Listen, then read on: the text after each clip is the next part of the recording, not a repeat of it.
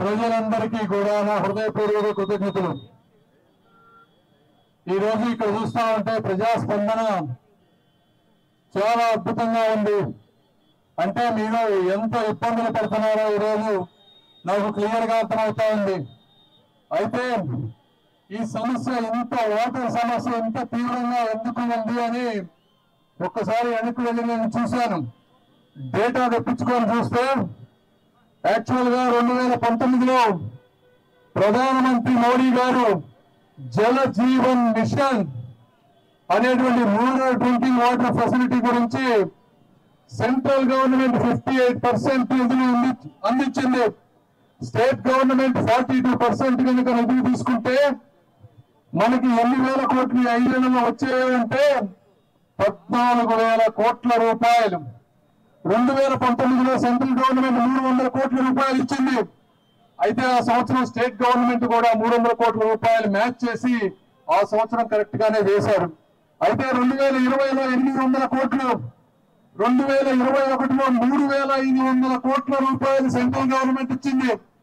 2022లో 3,500 కోట్లు, అదే 23లో 6,500 కోట్లు, అంటే మొత్తం 1,400 కోట్ల రూపాయల డబ్బు సెంట్రల్ గవర్నమెంట్ దగ్గర ఉంటే స్టేట్ గవర్నమెంట్ 5 సంవత్సరాల్లో ఖర్చు పెట్టినటువంటి మ్యాచ్ చేసింది 2,000 కోట్ల రూపాయలు. అంటే కేంద్రం 14,000 కోట్ల రూపాయలు మనం తెచ్చుకోగలిగితే మనం ఈ ప్రాంతంలో వాటర్ సమస్య అనేది లేకుండా పూర్తిగా చేసుకోగలం. అయితే జగన్మోహన్ రెడ్డి గారు ఇవి వ్యక్తిగత ప్రయోజనాలు కాదు కాబట్టి, ఓట్లు రావు కాబట్టి దీన్ని పూర్తిగా గాలికి వదిలేశారు. అయితే ఈ స్కీమ్ ని ఉత్తరప్రదేశ్ కానీ బీహార్ కానీ పూర్తిగా వినియోగించి 1,000 కోట్ల రూపాయలు వాళ్ళు తీసుకువెళ్లారు. మన రాష్ట్రం ఆంధ్రప్రదేశ్ ఎన్నో ర్యాంకులో ఉందో తెలుసా మీకు? మన దేశంలో 28 రాష్ట్రాలు ఉంటే ఈ జల్ జీవన పథకాన్ని వాడుకున్న రాష్ట్రాన్ని అంకే ఎంతో తెలుసా అని అడుగుతా ఉన్నా. 5వ 10వ 15వ కాదు, చిట్ట చివరి నుంచి 27వ ర్యాంకులో ఉన్నామా అని చెప్తా ఉన్నాను. అంటే ఈ ప్రభుత్వం ఏ విధంగా ఉన్న నిధులను వాడుకోకుండా ఈ రోజు ఇంత నీటి సమస్య తీసుకొచ్చారు.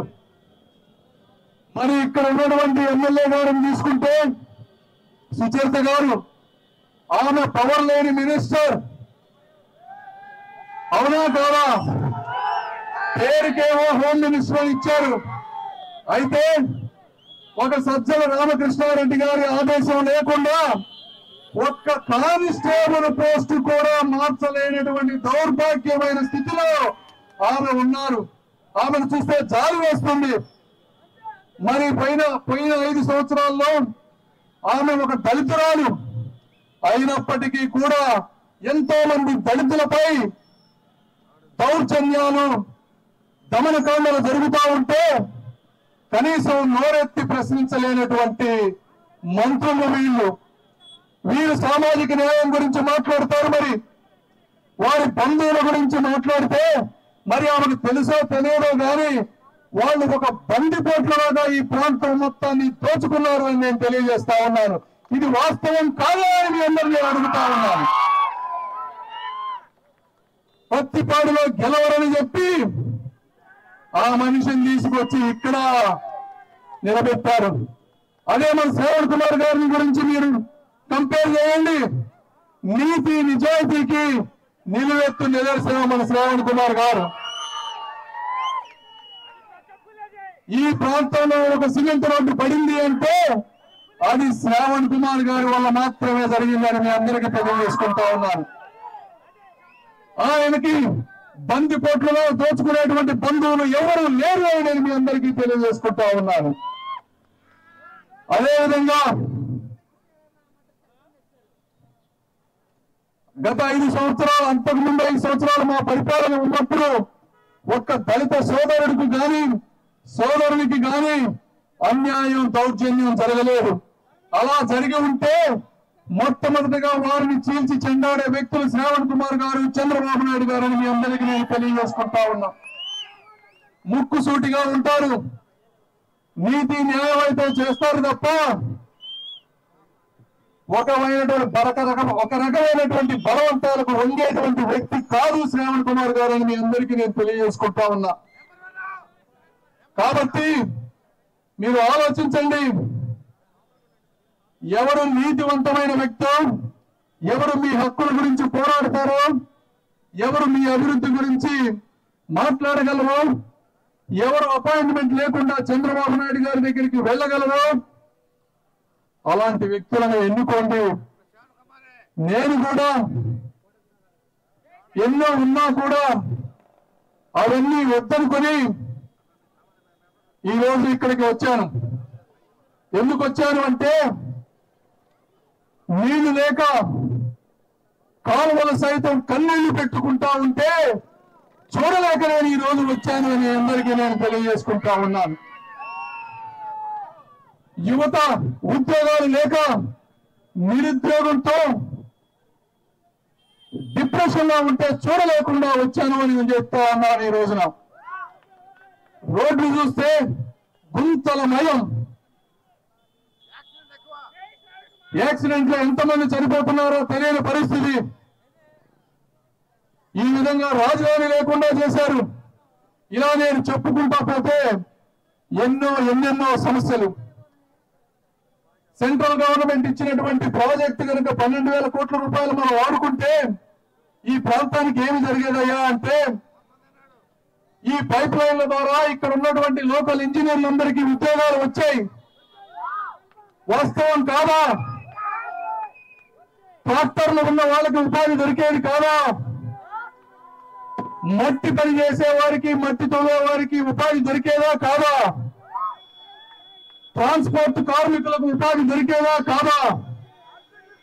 కన్స్ట్రక్షన్ వర్కర్స్ కు ఉపాధి దొరికేదా కాదా? మరి ఇలాంటి నిధులను ఉండి ఒక అనుభవం లేకుండా 151 సీట్లు ఇచ్చానేటువంటి కృతజ్ఞత లేకుండా, పరిపాలన చేత కాకుండా, ఇంట్లో నుంచి బయటకు రాకుండా, ప్రజల సమస్యలు తెలుసుకోకుండా పరిపాలన చేస్తున్నటువంటి ఒక పబ్జి ఆడుకునే ముఖ్యమంత్రికి మీరందరూ కూడా ఓట్ల రూపంలో రాజకీయ సమాధి చేయాలని నేను కోరుకుంటా ఉన్నాను.